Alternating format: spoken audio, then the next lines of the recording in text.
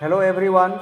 तो आज के वीडियो में हम लोग सीखेंगे कि कैसे बड़े ही आसान तरीक़ा से हम लोग दिए गए नंबर का एलसीएम निकाल सकते हैं, वो भी बिना किसी मेथड के, बिना डिवीज़न मेथड के, बिना कॉमन मल्टीपल मेथड के।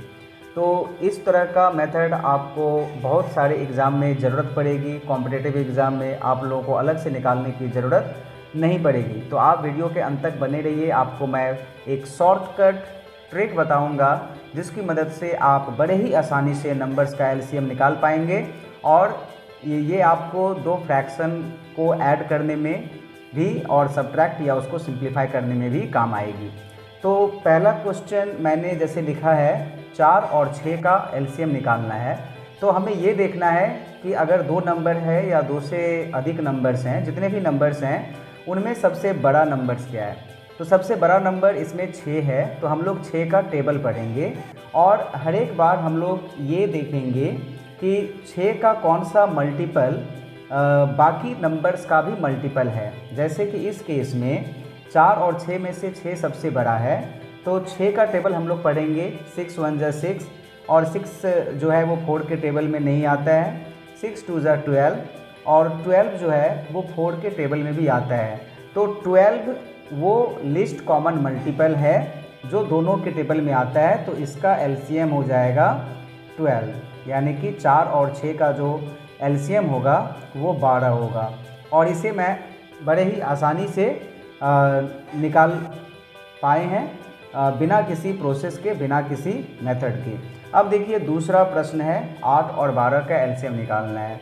तो 8 और 12 में सबसे बड़ा नंबर 12 है, तो हम लोग 12 का टेबल पढ़ेंगे और देखेंगे कि 12 का कौन सा मल्टीपल 8 के टेबल में भी आता है, यानी कि 8 के पहाड़ा में भी आता है।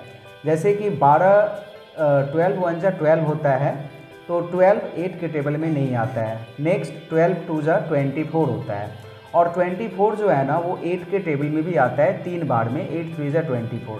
तो इस तरह से 24 जो है वो सबसे छोटा कॉमन मल्टीपल है जो दोनों के टेबल में आता है और इसलिए इसका एलसीएम हो गया है 24। तो देखिए कैसे हम लोग निकाले हैं एलसीएम, वो भी बिना किसी मेथड के, बिना किसी लॉन्ग प्रोसेस के।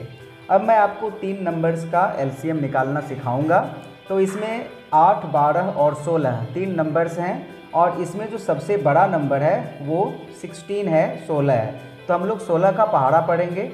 16 1 जा 16 और 16 जो है वो बाकी दो नंबर में से एक के टेबल में तो आता है बट 12 के टेबल में नहीं आता है। तो 16 2 जा 32 होता है। तो 32 भी जो है वो 8 के टेबल में आता है पर 12 के टेबल में नहीं आता है। तो 16 3 जा 16 के 3 जा कितना होता है, 16 3 जा 48 आता है। तो क्या 48 8 का मल्टीपल है, यानी कि 8 के टेबल में आता है। तो यस, 8 6 जा 48 होता है और 48 जो है ना वो 12 के टेबल में भी आता है, 12 4 जा 48। तो 48 वो सबसे छोटा नंबर है जो तीनों नंबर का मल्टीपल है। तो इस तरह से तीनों नंबर का एलसीएम 48 हो गया और ये आपको कुछ ही सेकंड्स में, 2 सेकंड से लेकर के 3 सेकंड्स के अंदर जो है वो आप इसका मेंटली आंसर निकाल पाएंगे बिना किसी प्रोसेस के और बिना किसी वर्किंग के। ये आपको कॉम्पिटिटिव एग्ज़ाम में या ऐसे भी जब हम लोग दो भिन्न का जोड़ करते हैं या दो फ्रैक्शन को सिंप्लीफाई करते हैं, चाहे वो एडिशन हो या सब्ट्रैक्शन, उसमें काम आएगी।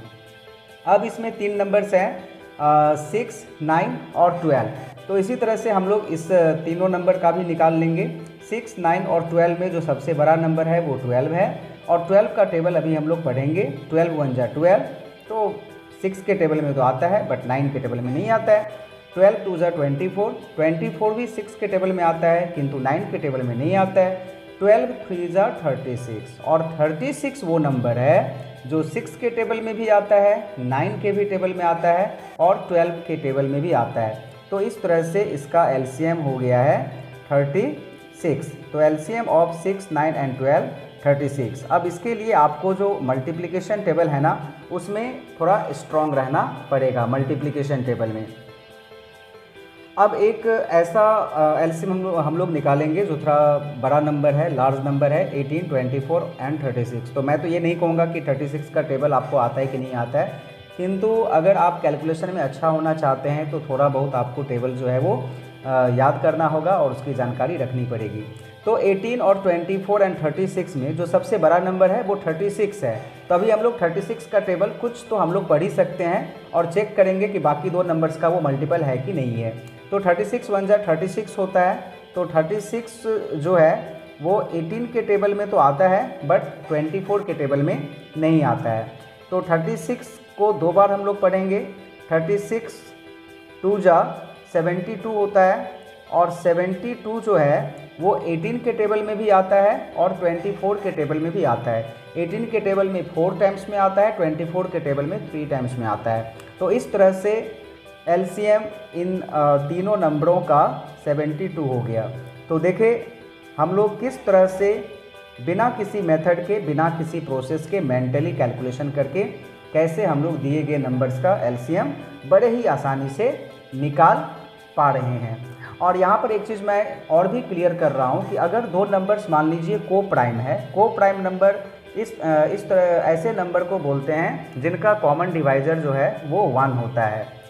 तो इस तरह के नंबर का एलसीएम उस दोनों का प्रोडक्ट ही होता है। जैसे कि मैं अगर पूछूं कि 5 और 7 का एलसीएम क्या होगा, तो इसका देखिए ये दोनों जो नंबर है वो को प्राइम नंबर है। को प्राइम नंबर का मतलब होता है कि ये दोनों नंबर जो कॉमन फैक्टर है वो 1 है।